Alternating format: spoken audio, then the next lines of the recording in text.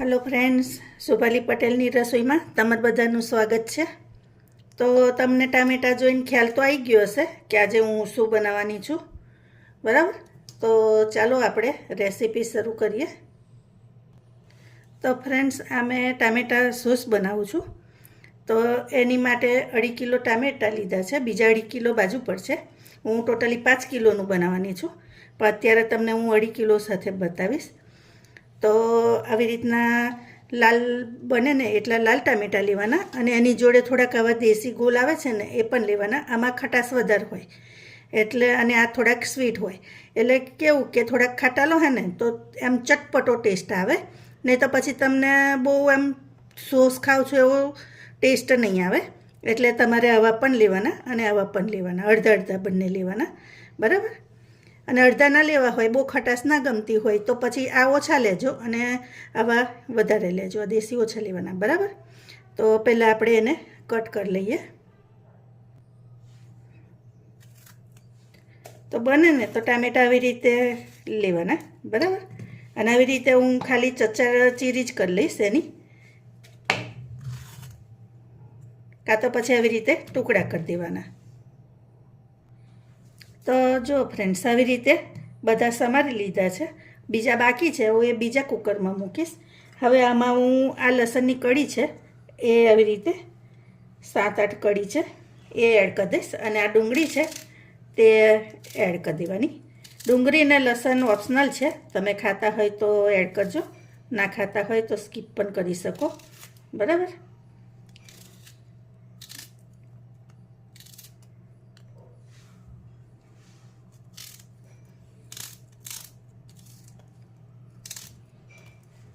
હવે આમાં પાણી આપણે થોડુંક એડ કરીશું।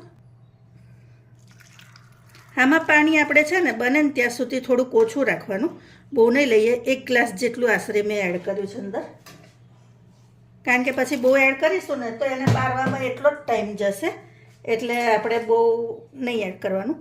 બીજું કે ટામેટાનો કલર સરસ આવે ને એની માટે આ કાશ્મીરી જે મરચાં આવે છે ને એ મરચાં મેં પલાળી લીધા હતા ગરમ પાણીમાં અડધો કલાક પહેલાં, તો એ હું 3-4 આમાં એડ કરી દઈશ। આનાથી શું થશે કે કલર બહુ સરસ આવશે ટામેટાનો, એટલે આપણે એ ખાસ એડ કરવાના।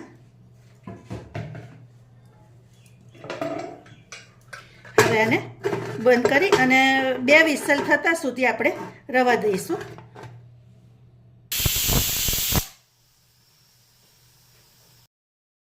તો હવે કુકર ઠંડુ થઈ ગયું છે, તો હવે આપણે એને ખોલીને જોઈ લઈશું।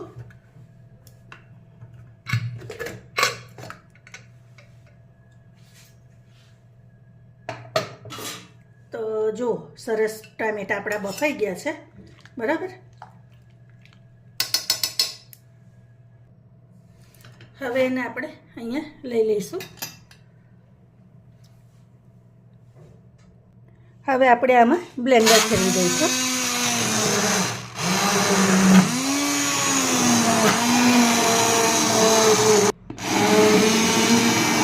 તો જો ફ્રેન્ડ્સ, આવી રીતે એકદમ પીસી દેવાનું, બરાબર। એવી જ રીતે આ બીજું કુકર છે એ પણ હું પીસી લઈશ। તો જો ફ્રેન્ડ્સ, આવી રીતનું પીસાયું છે, તમે મિક્સી જારમાં પણ પીસી શકો, પણ મેં બ્લેન્ડરથી જ ક્રશ કરી લીધું, બરાબર। હવે આપણે આને ગાળી લઈએ।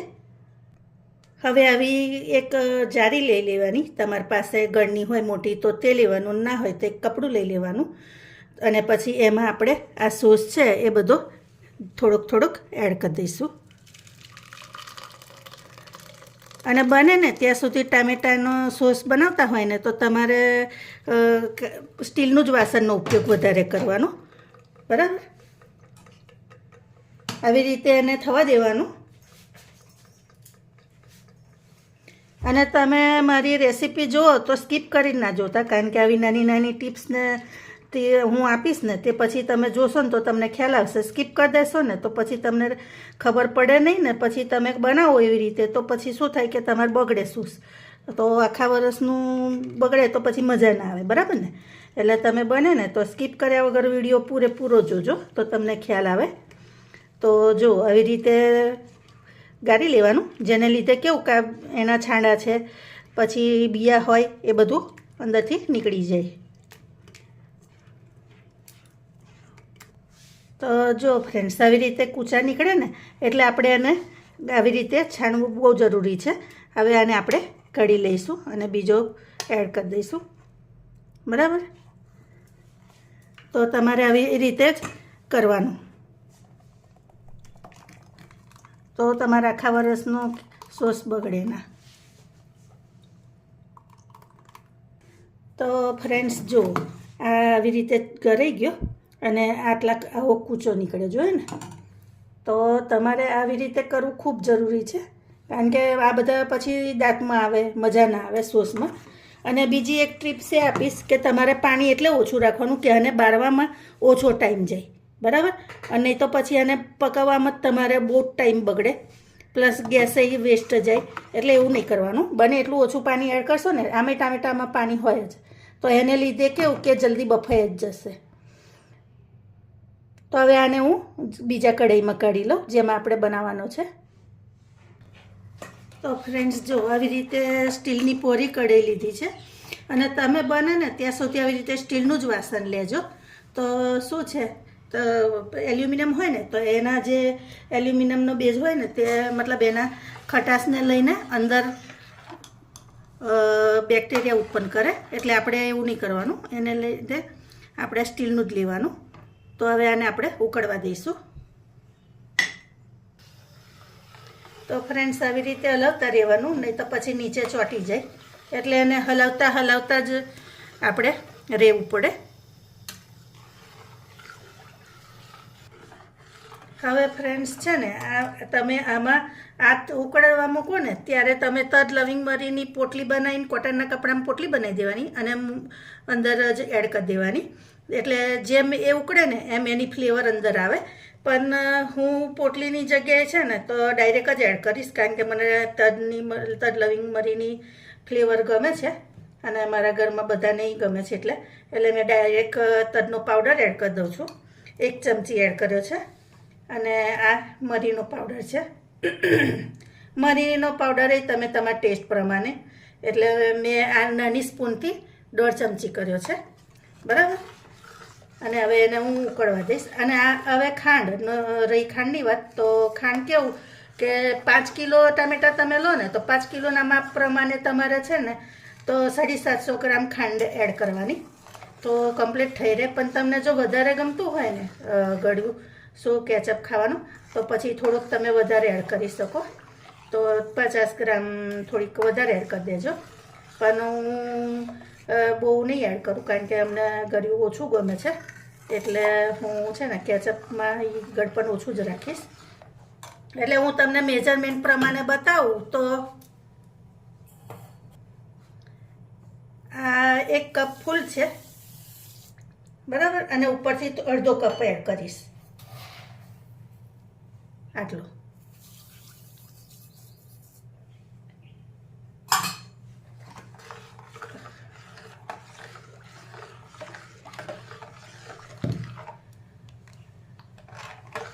આ ટોટલ કેચઅપ છે ને 3 કિલો થશે મારો. એટલે કારણ કે મેં બીજા ટામેટા પણ થોડાક એડ કર્યા છે.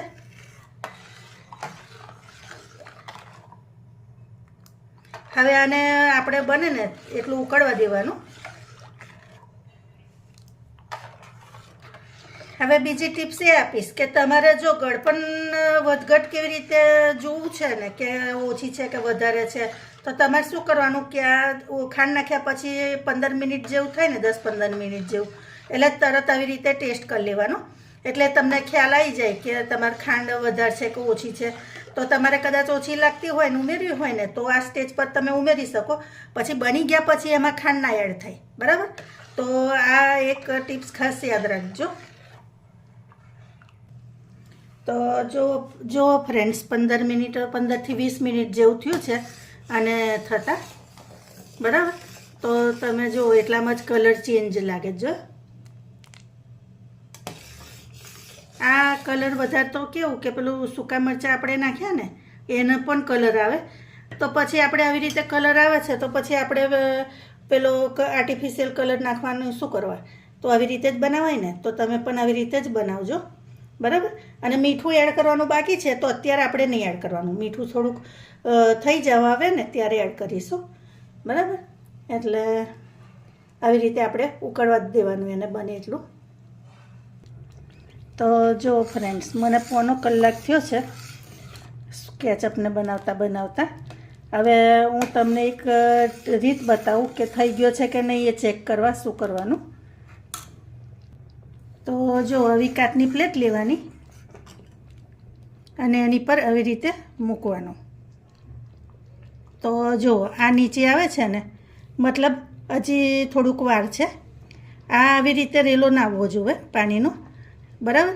એકદમ થીક હોય ને, એમ એકદમ ગડ્ડું થઈ જાય ને ત્યાં સુધી એને રવા દેવાનું. તો હજી આપણે 15-20 મિનિટ થઈ જશે એને થતાં. જો આવી રીતે. અને મેં એને છે ને છેક મીડિયમ તાપે જ મીડિયમ ફ્લેમ પર જ એને રવા દીધો છે. તો આવી રીતે આપણે કરવાનું. તો તમે જુઓ કે દેખાય છે ને સરસ. હવે થોડીક વાર છે, હજી 15-20 મિનિટ જેવું થશે અને પછી ઓલરેડી થઈ જશે. અને હું પછી તમને એનો કલર પણ બતાવીશ. હવે ફ્રેન્ડ્સ, હવે થવાયું છે તો હું આ સ્ટેજ પર મીઠું એડ કરી દઈશ. મીઠું તમે ટેસ્ટ પ્રમાણે એડ કરજો, વધઘટ, બરાબર.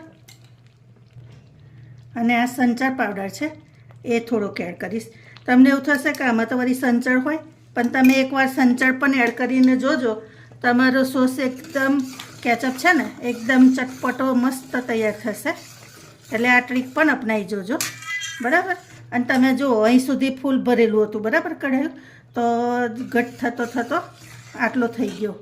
હજી 5 મિનિટ છે હવે એને થતાં. હવે ફ્રેન્ડ્સ, આ વિનેગર છે જે અડધાથી અડધું લીધું છે, બરાબર. એ આપણે આ સ્ટેજ પર એડ કરી દેવાનું. કારણ કે પ્રિઝર્વેટિવ તમે વાપરવું હોય તો વાપરી શકો, પણ એની જગ્યાએ હું આ વિનેગર વાપરું છું એટલે એ એડ કરી દઈશ. તો શું છે, તમારે કેચઅપ આખું વરસ સુધી એવો ને એવો જ રહેશે, બિલકુલ ખરાબ નહીં થાય. અને આવી રીતે છેલ્લું જ્યારે બંધ કરવાનું હોય ને એની આગળ એડ કરી દેવાનું. તો ફ્રેન્ડ્સ, આપણો સોસ થઈ ગયો છે. હવે હું એને બંધ કરી દઈશ અને હું તમને હવે બતાવું. તો જો આ પ્લેટમાં જો આવો રહે છે ને એટલે થઈ ગયો, નીચે આવતો નહીં, જોયો, બરાબર.